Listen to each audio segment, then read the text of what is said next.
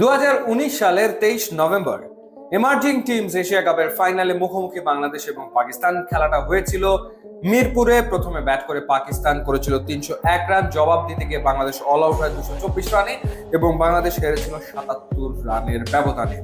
ঠিক 6 বছর পর 2025 আবারও 23 নভেম্বর, আবারও এমার্জিং এশিয়া কাপ, যেটার নাম চেঞ্জ হয়ে গেছে রাইজিং স্টার্স এশিয়া কাপ 2025-এর ফাইনালে মুখোমুখি হতে যাচ্ছে বাংলাদেশ এবং পাকিস্তান।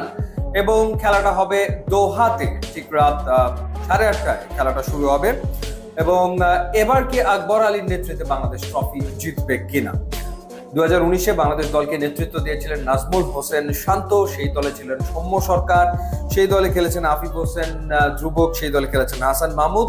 ইনফ্যাক্ট এবারের টিমে থাকা মাহিদুল ইসলাম অঙ্কন এবং ইয়াসির রাব্বি 2019-এও কিন্তু বাংলাদেশ টিমে ছিলেন। সেবার তারা পাকিস্তানকে হারাতে পারেননি। দেখার ব্যাপার এবার তারা পাকিস্তানকে হারাতে পারে কিনা। পাকিস্তান আনবিটেন এই টুর্নামেন্টে, এখন পর্যন্ত কোনো ম্যাচ হারেনি। তারা হারিয়েছে শ্রীলঙ্কা, আরব আমিরাত, ইন্ডিয়া, ওমানকে।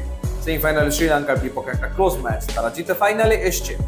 এবং ওভারঅল যদি দলের পারফরমেন্সের কথা বলি তাহলে আলাদা করে বলতে হয় যার কথা, তার নাম হচ্ছে মাস সাদাকাত, যিনি ব্যাটিংয়েও অ্যামেজিং পারফর্ম করেছেন। সোফার 235 রান করেছেন, সূর্যবংশীর পরে সেকেন্ড হাইয়েস্ট রান গেটার এবারে টুর্নামেন্টে, এবং একই সাথে তিনি 6টা উইকেটও নিয়েছেন। লেফট আর্ম স্পিনার, তিনি অলরাউন্ড নৈপুণ্য তিনি দেখিয়েছেন এবং মূলত পাকিস্তানের ব্যাটিংটা তিনি একাই ক্যারি করেছেন থ্রু আউট দ্য টুর্নামেন্ট।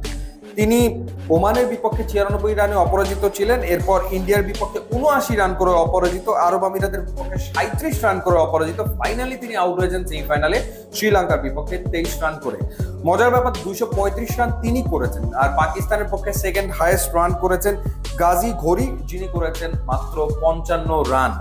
তো পক্ষান্তরে বাংলাদেশের ব্যাটিং ডিপার্টমেন্টকে লিড করছেন হাবিবুর রহমান সোহান, যিনি এখন পর্যন্ত রান করেছেন 202 এবং হাইয়েস্ট রান গেটারদের তালিকাতে 3-এ রয়েছেন বাংলাদেশের এই জ্যাশিং ওপেনার।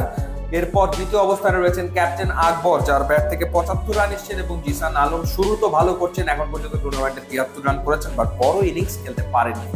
আর বোলিং ডিপার্টমেন্টের কথা বললে সুফিয়ান মুকিম 7 উইকেট নিয়েছেন, পাকিস্তানের এই বাহাতি স্পিনার, এবং সাদ মাসুদ, যিনি লেগ ব্রেক বোলার, তিনিও 7 উইকেট নিয়েছেন। অর্থাৎ ফাইনালে আসলে পাকিস্তানের স্পিন মোকাবেলা করতে হবে বাংলাদেশি ব্যাটারদের, কারণ তাদের সবচেয়ে সফল 3জন বোলার, 3জনই আসলে স্পিনার। পাশাপাশি তাদের যে ফাস্ট বোলার রয়েছেন শাহিদ আজিম, তিনি 5 উইকেট সোফা নিয়েছেন। আর বাংলাদেশের দিক থেকে Ripon Mondal highest wicket taker, 8 wicket নিয়েছেন। ইন্ডিয়ার বিপক্ষে যা করেছেন সেটা তো এক কথায় অসাধারণ ছিল, ওরকম পারফরমেন্স তার কাছ থেকে বাংলাদেশ টিম আবারও চাইবে। এছাড়া রকিবুল হাসান বাহাতি স্পিনার, তিনি নিয়েছেন 6 উইকেট। 4টা করে উইকেট নিয়েছেন মেহরাব আন্ডার 19-এর প্লেয়ার সাকলায়েন, যিনি দুর্দান্ত পারফর্ম করেছেন, খুবই ইকোনমিক্যাল। আবু হায়দার রনিও নিয়েছেন 4টা করে উইকেট। সো ব্যাটিং এর দিক থেকে পাকিস্তান কিন্তু ওই একজনের উপরে ডিপেন্ড করছে, সুতরাং তাকে যদি কোনোভাবে মাস সাদাকাতকে যদি আগে ভাগে আউট করে ফেলা যায়, পাকিস্তান ডেফিনেটলি চাপে পড়ে যাবে। এবং সেই সক্ষমতা বাংলাদেশের বোলিং ডিপার্টমেন্টে রয়েছে, এবং বাংলাদেশের বোলিং ডিপার্টমেন্টে ভেরিয়েশন রয়েছে। আর ব্যাটিং এর ক্ষেত্রে হাবিবুর রহমান সোহান হংকংয়ের বিপক্ষে সেঞ্চুরি করেছেন, ইন্ডিয়ার এগেনস্টে একটা 60+ নক খেলেছেন।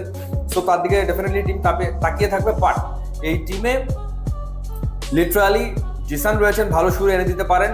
মেহরাবের পাওয়ার হিটিং আমরা দেখেছি, এবং মাহিদুল অঙ্কন রয়েছেন, এখন পর্যন্ত ওইভাবে জ্বলে উঠতে পারেননি, বা ইয়াসির রাব্বিও রয়েছেন। সো বাংলাদেশের ব্যাটিং ডিপার্টমেন্টও খুবই কম্প্যাক্ট, হাড্ডাহাড্ডি লড়াই হওয়ার সম্ভাবনা রয়েছে। এবং 2019-এ পাকিস্তানকে হারাতে না পারলেও আমার মনে হয় এবার বাংলাদেশের একটা দুর্দান্ত সম্ভাবনা। আর ক্যাপ্টেন যেহেতু Akbar Ali, lucky captain, 2020-এ under 19 টিমকে তিনি বিশ্ব চ্যাম্পিয়ন করেছেন, যেটা বাংলাদেশের ক্রিকেটের অন্যতম সেরা অর্জন। এছাড়া অধিনায়ক হিসেবে তিনি ব্যাক টু ব্যাক 2টো NCL-এ রংপুরকে তিনি চ্যাম্পিয়ন করেছেন দলকে 2023 এবং 2024-এ। সুতরাং অ্যাজ ক্যাপ্টেন তিনি দুর্দান্ত পারফর্ম করেন, যদি ইন্ডিয়ার বিপক্ষে কিছু ব্লান্ডার করেছিলেন, বাট ফাইনালে নিশ্চয়ই তিনি চাইবেন কোনো ভুলভ্রান্তি না করতে এবং আরো একবার বাংলাদেশকে শিরোপা উপহার দিতে। বাংলাদেশ ইন্টারন্যাশনাল ট্রফি তো সেভাবে খুব বেশি জেতে না, তো সেই ক্ষেত্রে এটা আরো একটা চান্স আর একটা ট্রফি জেতার, এবং এই প্লেয়াররা যদি ট্রফি জেতে তাদের আত্মবিশ্বাস অনেকখানি বাড়বে। ওটা বাংলাদেশ তাকিয়ে থাকবে এই ম্যাচের দিকে, এবং আমরা আশা করবো যে আকবরের হাত ধরে বাংলাদেশ আরো একটা আন্তর্জাতিক শিরোপা জিতবে। ইউটিউব এবং ইনস্টাগ্রাম লিঙ্ক দেওয়া আছে, আপনারা যোগ দিলে খুবই খুশি হবো। And thanks for watching.